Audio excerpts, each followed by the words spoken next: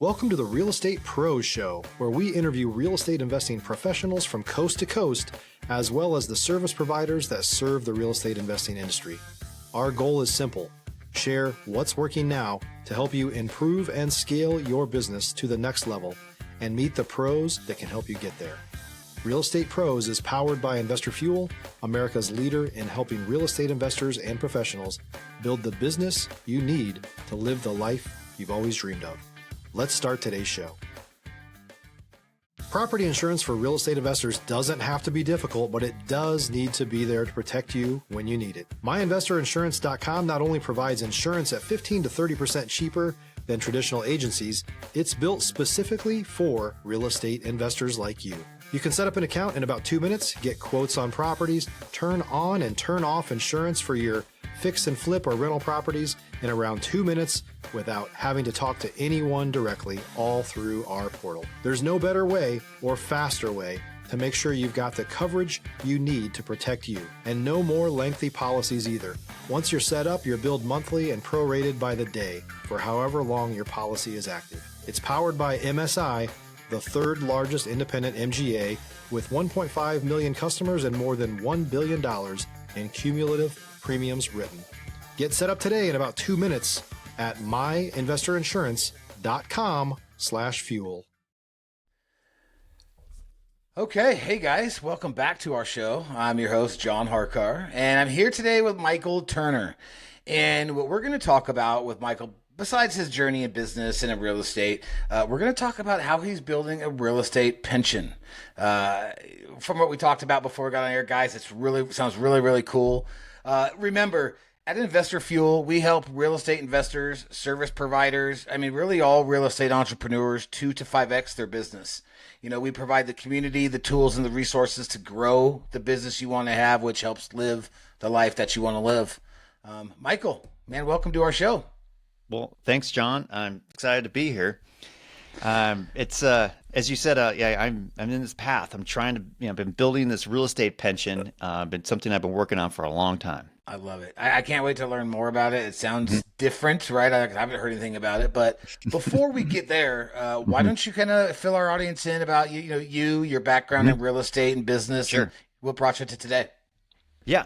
All right. So, long story shortish, it's like I read a book 20 years ago. Rich Dad Poor Dad. Yep. And mind opened, and I was like, wow. I was coming out of a unique job where I was traveling all over the world doing TV shows and movies, and that's a longer story for another time. Okay. But came back, and I had these gaps of where I, needed to fill my time. And so I started reading about real estate. I owned a house. I was lucky to buy one in my early 20s, and it was in California, and all of a sudden it's worth like double, almost triple from when I first bought it. So that launched me. I was able to use the equity in that property to go out and buy some first investment properties. Awesome. And once I did that, I haven't looked back. I haven't had a W-2 in 20 years because all my income's been derived from real estate. And so I'm really just a real estate entrepreneur. I've done just about everything, but every kind of strategy, not always because I wanted to, because it was out of survival. Mm-hmm. So I've been a real estate broker for a long time. I also worked exclusively with investors. I did the whole creative financing before it was really known, and we did some before it was cool. Yeah, right. And it was so tricky and scary back then, but it was just a way to try to get into investing without funds. And sure, I did a million things wrong because I didn't have mentors. I just had, the desire, and I really didn't have a backup plan. So I just needed to go and figure it out. But it's been a pretty wild ride. I had a lot of success going into 2005, 6, 7, 8, and then just got crushed by the market. I knew there was going to be a shift. I was positioned well on a lot of my assets, and I thought that was enough. But what I wasn't expecting was like all my tenants, all my borrowers to kind of really stop paying all at once. Right. And it was brutal. It was really, really hard. And Stop living on an island and join the #1 mastermind in America for professional real estate investors. Investor Fuel is a community of hundreds of the nation's top investors working together to build stronger businesses and better lives. In addition to the amazing community of real estate investors acting as a board of advisors for one another, Investor Fuel members have access to 100% funding on purchase and repairs for our members only, a health insurance program, and benefits and discounts that more than pays for the membership of most of our members, meaning it's actually costing you money to not be a member of Investor Fuel. If you're looking to scale your business and build a business that allows you to live the life of your dreams, please visit investorfuel.com today and book a call with our team. some dark days during that time, because it wasn't just my own stuff. It's like I was also helping people get into investments, and I saw them losing their stuff. Yeah. And I tell you what, that still has scars on me, just like a lot of emotional scars, because it was the opposite of everything we were working for. Like we're just getting, so that it was a tough time. I learned, but I stayed in it. I kind of crawled out, and didn't have another plan. So I just refused to fail, basically. But I got really gun shy about debt from that, because, we're taught in real estate how to leverage, debt to acquire properties, right? Yep. So, and it makes sense, right? So here's a $300,000 property. I can't buy it with cash. I don't have that money. But if you can come up with 10, 15, 20,000, you can get a loan. Yep. And now you can make money on it, hopefully. And that does work. And people have proven that model, 1,000 times over. But it's also the #1 thing that I've seen sink people's ship. Like this is the thing that, as you acquire and you grow and you start taking bigger bets and you take on more liability, when the market shifts, and it does, something changes. It's the thing that I've seen kind of erase everybody's wealth faster than anything else. So coming out of that, I was really gun shy about it. I focused a lot on my real estate brokerage and helping, I had a lot of success with that. But about 2019, I decided, like herding agents around was stressing me out to the point where I'm like, okay, this isn't really the life plan I'm looking for. Not fun. I'm over it a little bit. The real estate brokerage model was also kind of really, handicapped coming out of, the recession, because, to survive, you either had to grow exponentially and charge less fees, or get really small. And I wasn't sure I wanted to do either. So I left that model and went back into real estate investing, which I was already in the space. I never really left it because I got in as an investor, worked primarily with investors when I had clients. And so this was my strength. So I went into fix and flip and started kicking butt. Right. Yeah. I had a good run. There was that perfect timing, right? So I'm coming in 2019, 2020. Is this going to be bad? No, it's amazing. 2021, I had the best year ever. I was like, paid off the house, all the old debts. Yes, like, sir. honey, I finally figured it out. Yeah. And then 2022 rolls in, and I'm like, it's hard to get a property. Lots of competition. My ad spend is tripled. I'm still struggling. Finally, about spring 2022, I started getting leads to connect. I bought like 7 or 8 houses for fix and flip, and then interest rates hockey stick from 3 to 7%. And I was like, oh my gosh, I'm in trouble. But I think I can do these quick. No, never works that way. Yeah. And I basically, I paid off all of my partners and debt doing that, but I erased all the gains that I got from 2021, and I just had to start over again. Wow. Yeah. And I was just like, wow, all right, this is a sign. I've been doing this game for so long. I've actually had a lot of success. For a 10-year period, on paper, I look like I'm amazing. I've traveled all over the world with my kids. We were averaging 4 months a year internationally. That's for awesome. A 10-year period. And my wife has written all kinds of books about it. We did all kinds of awesome stuff because I leveraged the fact that I didn't have a W-2 job. And I was often working in these foreign places, but still I was able to pull that off. But I always had financial stress. my income would come up and down. I'd always had it, and I'm just was trying to find a way to like solve this. And if you're looking for consistent, high-quality leads, look no further than Investor Machine. Investor Machine isn't just another agency. It's the most sophisticated, data-driven lead generation company on the planet for real estate investors, and serves the role of being not just a lead generator for your business, but a marketing partner that is helping you achieve your goals along the way. Go to investormachine.com to learn more and schedule a call with our team today.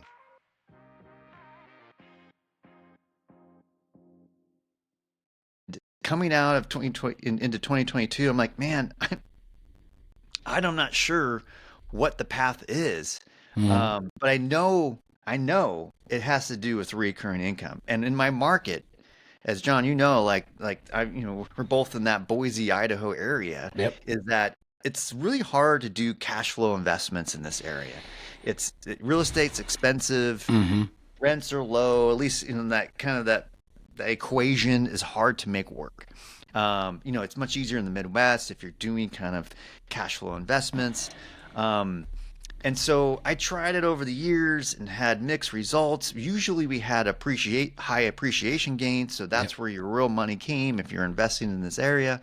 And that's, of course, I knew was already a plateau. Coming out of COVID, everything's plateaued. I'm like, appreciation is not the game, you play right now. No.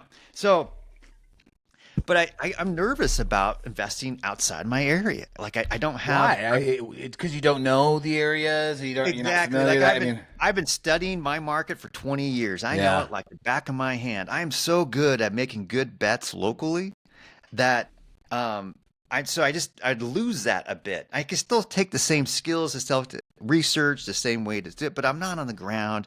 And so I was always just a bit nervous about it. So, while I was kind of still contemplating what my next move was, and I was still thinking about actually doing this because I wanted a recurring income. I knew if I had that, it would get me what I wanted. It would my parents actually retired 20 years ago with pensions. And it's not a huge one, but they both worked for the state, and they were teachers. They retired. They got, a pension. They were in early enough where it was actually decent back then. And they've have a decent, retirement life because they're not too stressed about money. And I'm like, gosh, that's the way to go. If you can achieve that, that is really a great thing.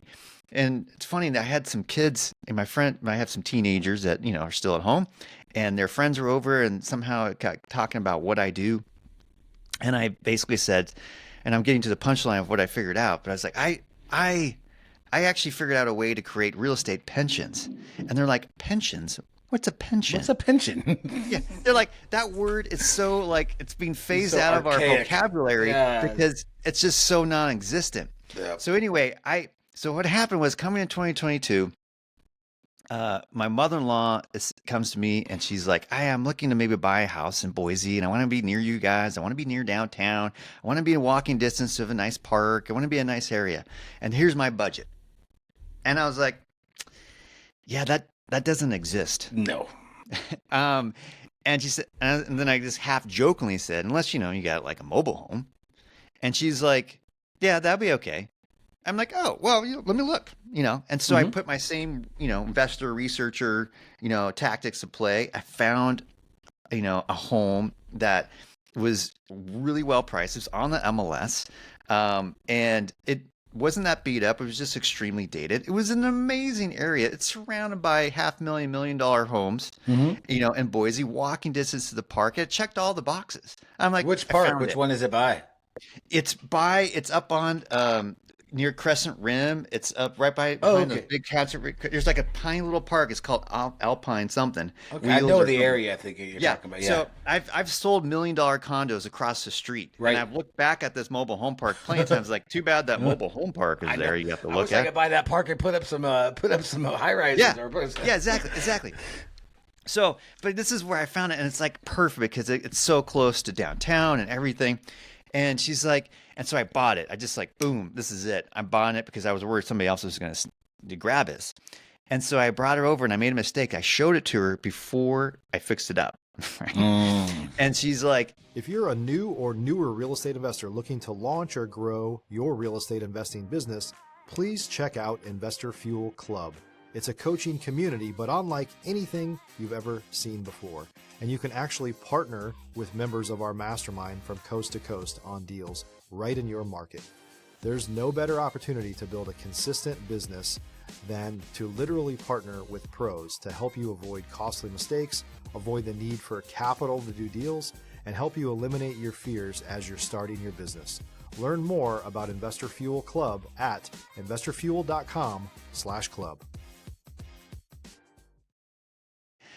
yeah, I don't want this. And I'm like, I'm going to make this cute. I'm already fixing flipping homes. Like, this is no problem. This is an easy slam dunk for me. You're right. And she's like, no, not feeling it. Are you sure? Because I'm going to make this really nice. And, and she's like, yep, no, I don't want it. And I'm like, all right, no worries. I'll fix it up. I can see the comps are at least double this, so I'm fine. So I go ahead and fix it up. And I think I buy it for 45. I think I'm going to sell it for 85.90. I end up selling it for 130. Ooh. I made over 50K net on that property. And I was like, holy mobile home. No, you go to her, you say, thanks for not moving in. Yeah. I was just like, wow, was that a fluke? Let's try that again. And so I did. I found another one and I made 60K on the next one. I was like, what is going on here? How much are you, is there like a kind of a level of rehab you like to stay under? Like, are you going full? Are you going like lipstick? Yeah, so it does vary significantly from project to project because some of these mobile homes have different levels of neglect. Yeah. Right? Yeah. And so do I have to do the roofs? Do I have to do the windows? Do I have to do HVAC? Do I have, like what do I have to do to this thing to rehab it? And so I've done, of course, next to nothing to, over 50K in rehab on some of these things. And so, which seems odd since you're for a mobile home, but I often then sell it for over 100,000. I'm getting it, sometimes for, less than 20, sometimes almost free. Mm-hmm. And so that's been the thing. But by the third one that I did, because now I'm excited, right? I'm like, all right. I was already having trouble finding projects from traditional housing. So I'm like, all right, I'm going to go all in on these mobile homes. So I started looking for projects, found another one. It was a bigger one. It's a 4-bedroom, 2-bath. And it was a bigger project. I got into it. I'm about 90,000 into this thing all in, but I'm selling it for 170. And it's hard. Like the market's cooling. Yeah. And it was like, well, all right. And so people started asking me though, would I own or finance it? And I was like, yeah, I got too much PTSD from when I had all these foreclosures, people, defaults on these creative financing stuff I did back in 2007, 8, and 9 that all like, blew me up financially. And I was like, I don't know. But then I was like, well, what does it look like to foreclose on a mobile home in a park? It's rented property, so it's personal property. Right. So it's not real property. So the foreclosure laws probably don't even apply to this. Probably not. No, that's a good point. So I'm like, well, so I went to the top foreclosure attorney in town. He happens to be a friend of mine because I used to do a radio show and he used to come on as one of my guests. And I'm like, all right, Mark, what does this look like? Walk me through. Like, what if I do owner financing these things? What's the worst case that happens? Like, what does it look like? And he walked me through it. And the interesting thing was, it's true that it doesn't apply to all the normal foreclosure laws in a state. Okay, because it is personal property. It mimics something much closer to an eviction. If you have the worst case scenario, you got to take someone to court. It's a different court because it's kind of like you're suing for possession. So kind of like a repo, like a repossession. Exactly, like a repo on a car. It's exactly like repo on a car. Okay. All right. So it's like you had to go in the worst case scenario for that. It's the same thing. And so I was like, so you said depending on court date and blah blah blah. He's like, and it's basically kind of a similar process to an eviction. You might get an eviction court a little bit faster. So I'm like, well, that's not bad. What are the other things I'm not thinking of? And I said, for example, I'm like, if they stop paying their lot rent and I'm the lender on the house, can the park come after me? And I was like, he's like, probably. Yeah, I'm like, ooh, I don't like that. He said, but if they're not paying their lot rent, they're probably in default with your agreement. And I'm like, that's true. I of course have that as a part of my note structure with them. And so he said, so they're going to be in Delphi, and since it's a quick process anyway, if you're taking it back, yeah, you're going to be paying the lot rent until you resell it anyway. I'm like, all right, so I guess that's fine. I can budget that and plan for that. Mm-hmm. And so I'm like, all right, let's try it. So he showed me how do you even, like, there's no deed. So what does that look like? And he showed me that. It's like, oh, we're going to use sale type of thing. Is that yeah, what? we do that. You do that, but then with the note, you have we use something called a security agreement, which kind of securitizes that note, and you can use a UCC filing, which basically gives you a public record. But the other cool thing is, like, if you ever sold a car and you have a car loan, like, you don't hold the title, Right? the lender holds the title, right? And if you have, so I have a big stack of titles, big stack. And I'm holding them. I sold these properties, but I am the lender. I'm the lien holder. So I'm a public record right there on the title. So I have that too. So they can't sell these things because I'm holding the title. Right. So I'm like, oh, I like that. Okay. So anyway, I did my first one. It worked great. It was awesome. And I used my home equity line of credit to kind of do this. And I was like, well, this is sweet. I'm making, I think it was like $1,200 a month on it. They get put down $30,000. I'm like, sweet. This is a great cash flow model. Mm-hmm. Really good for this area. And I'm like, well, how many of these would I have to do to get like 15, 20K a month in passive income? And did the math, did my spreadsheets. And I was like, oh, I might have to do, 40 or 50 of them. But I'm like, all right, that seems like a worthwhile goal. Yeah. And so, but the problem is like, well, how am I going to fund these? Because I'm not getting cashed out. Yeah.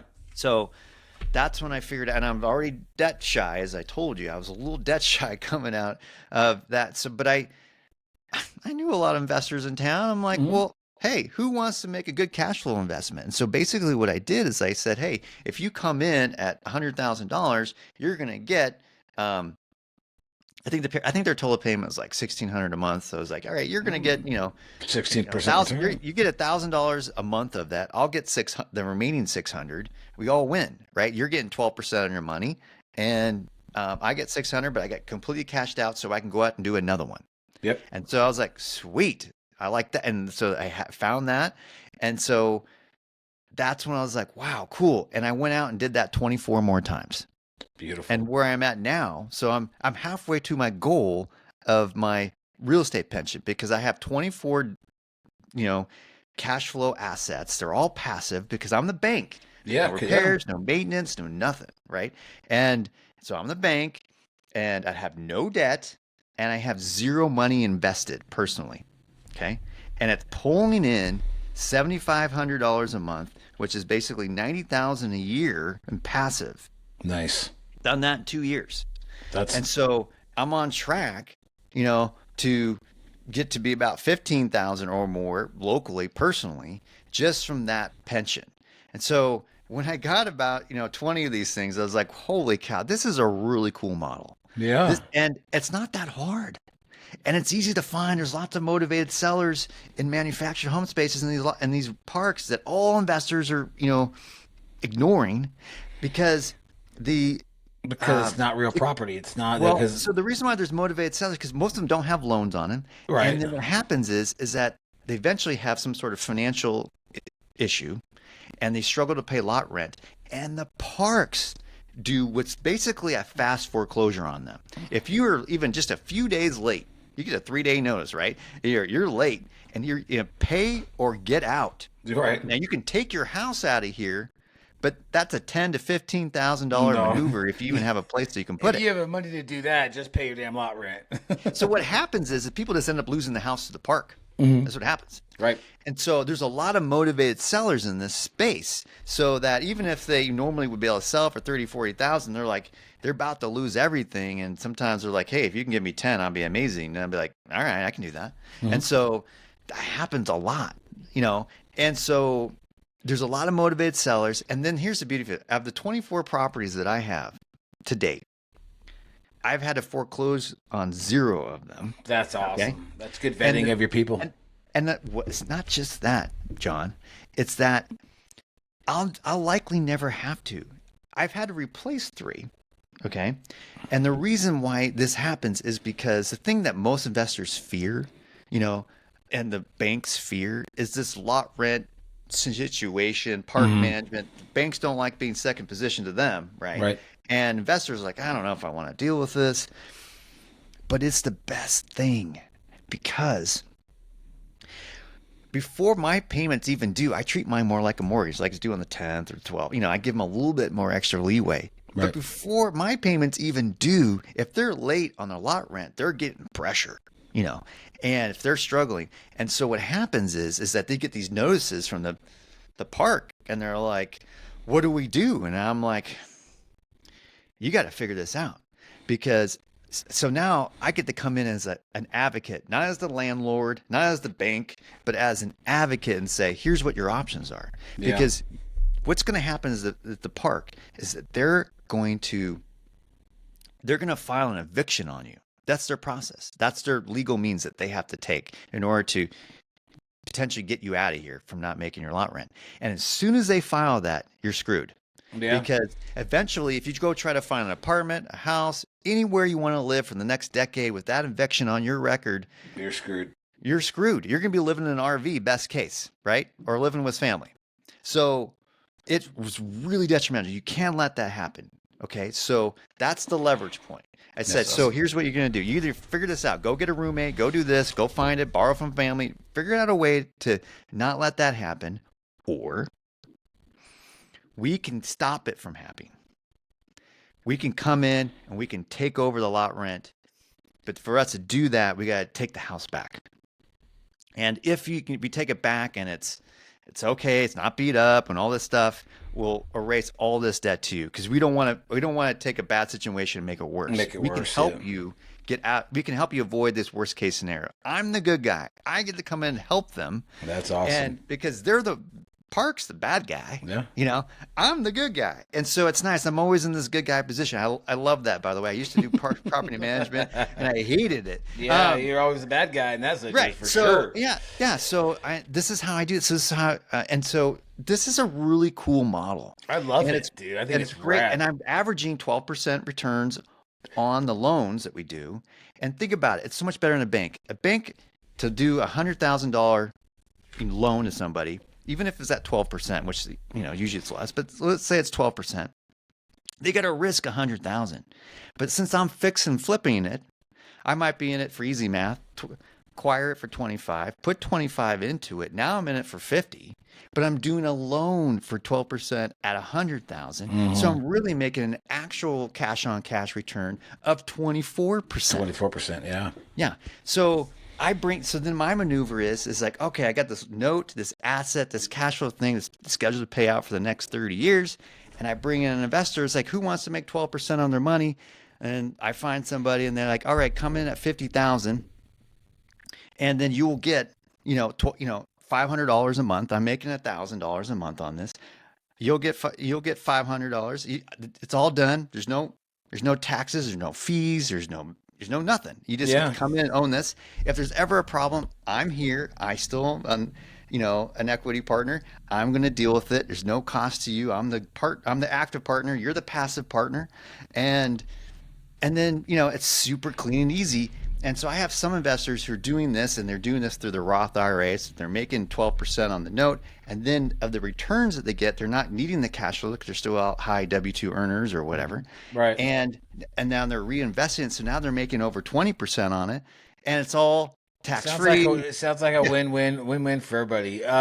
Real quick, I had one question I wanted to ask, but running out of time here. Yeah. So let's say one of these lenders, I don't know how you structure it, but let's say in a couple of years they need that money back. Would you just go find another lender to replace? Is that kind of what you're...